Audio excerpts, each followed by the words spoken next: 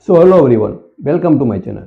तो आज की वीडियो में जो क्वेश्चन सोल्व कराने वाला हूँ, ऐसे मैंने बहुत कम क्वेश्चन सोल्व कराए हुए हैं। ठीक है, लॉगरिथम के मैंने क्वेश्चन सोल्व कराए, लेकिन ऐसे क्वेश्चन बहुत ही कम मैंने सोल्व कराए।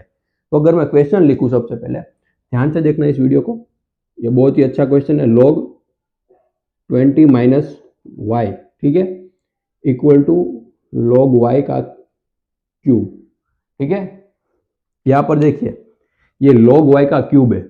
अगर मैं यहाँ पर एक डिफरेंस आपको मैं एक देर के लिए समझाऊं, यहाँ पर देखिए log y raise to a है and log y raise to a है। ठीक है, हम एक प्रॉपर्टी यूज करते हैं यहाँ पर, जब भी हम log लेते हैं तो पावर में जो नंबर होता है ना उसको हम आगे ले लेते हैं, right. a into log y लिख लेते हैं, a इंटू log y।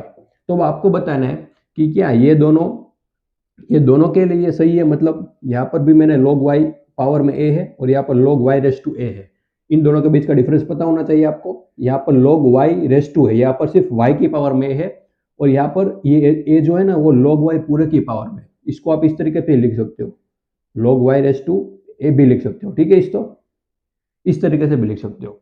तो ये प्रॉपर्टी किसके लिए एप्लीकेबल होगी? दोनों के लिए, इसके लिए या फिर सिर्फ इसके लिए? तो इसका आंसर है सिर्फ इसके लिए। ठीक है, इसके इक्वल में ये हम नहीं लिख सकते। ये सिर्फ तभी प्रॉपर्टी एप्लीकेबल होती है जब log y raise to a हो। सिर्फ y की पावर में होगी ना तभी हम इसको लिख सकते हैं। इस तरीके से इस प्रॉपर्टी का हम यूज यहाँ पर नहीं कर सकते। तो ये प्रॉपर्टी यहाँ तो लग नहीं पाएगी। ठीक है, ये आपको डिफरेंस पता होना जरूरी है।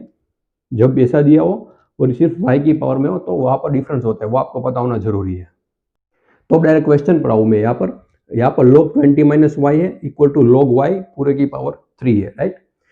तो यहाँ पर देखिए log में हमेशा वैल्यू पॉजिटिव होनी चाहिए, राइट, तभी इसका आंसर आएगा। अगर नेगेटिव वैल्यू यहाँ पर होगी log में तो वो अनडिफाइंड हो जाएगा। तो इसका मतलब क्या हुआ? 20 माइनस वाई क्या होना चाहिए? ग्रेटर देन 0 होना चाहिए, right. 20 minus y greater than 0 होना है तभी ये डिफाइंड होगा। तो इसका मतलब y यहाँ पर है तो y लेस देन क्या होना चाहिए? 20, राइट। यहाँ से हमें ये इक्वेशन मिली कि y की वैल्यू 20 से कम होनी चाहिए। यहाँ पर देखिए, यहाँ पर log y है, मतलब ये y भी पॉजिटिव होना चाहिए, राइट।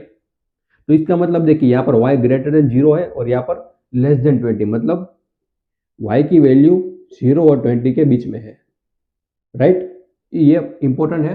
अगर हमें ये पता चल गया तो हम इस क्वेश्चन को बहुत ही आसानी से सॉल्व कर सकते हैं। और यहाँ पर मैं लॉगरिथम की प्रॉपर्टी भी यूज नहीं करूंगा। ठीक है, कोई प्रॉपर्टी के बिना इसको सोल्व करूंगा। कैसे? देखिए यहाँ पर 0 और 20 के बीच में y की वैल्यू है, और आप इन दोनों फंक्शन को देखो, ये डिक्रीजिंग फंक्शन है, इसको हम बोल सकते हैं डिक्रीजिंग। ठीक है, और ये है इंक्रीजिंग। मतलब क्या हुआ? देखिए दोनों जगह अगर मैं y की वैल्यू बढ़ाता जाऊंगा, ठीक है, y की वैल्यू अगर दोनों तरफ में बढ़ाऊंगा तो ये फंक्शन बढ़ेगा, पर इसकी वैल्यू 20 माइनस वाई की कम होगी। y जितना बढ़ेगा ये कितनी वैल्यू कम होगी, इसलिए मैंने इसको डिक्रीजिंग फंक्शन लिखा। और यहाँ पर y के साथ साथ इस पूरे फंक्शन की वैल्यू भी बढ़ेगी, इसलिए इसको मैंने इंक्रीजिंग फंक्शन लिखा। ठीक है, तो इसका मतलब यहाँ पर एक डिक्रीजिंग फंक्शन है और यहाँ पर इंक्रीजिंग फंक्शन है। अब ये दोनों एक ही पॉइंट पर इक्वल हो सकते हैं। एक फंक्शन कम हो रहा है और एक बढ़ रहा है, तो एक ही पॉइंट पे दोनों इक्वल हो सकते हैं। आई एम सॉरी, इतना तो पता होगा आपको, एक ही पॉइंट पे दोनों इक्वल हो सकते हैं। तो इसका आंसर में सिर्फ एक ही मिलने वाला है। कैसे? तो देखिए यहाँ पर log 20 माइनस वाई है और यहाँ पर log y का क्यूब है।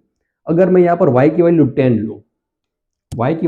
लूँ, हिट एंड ट्रायल मेथड की मदद लूँ यहाँ पर अगर मैं, तो यहाँ पर देखिए log 20 माइनस 10 लूंगा तो यहाँ पर log 10 आएगा, और यहाँ पर y equal to 10 direct put करूंगा, log 10 का क्यूब, तो log 10 इक्वल टू 1, यहाँ पर log 10 1 का क्यूब इक्वल टू 1।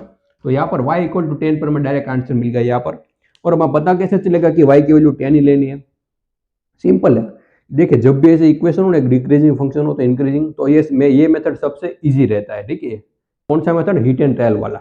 यहाँ पर देखिए इक्वल कब हो सकते हैं? अगर आप कुछ भी नंबर अगर 1 लेके चलो तो 1 पे तो ऑब्वियसली इक्वल नहीं होगा, ये log 19 होगा और ये log 1 होगा।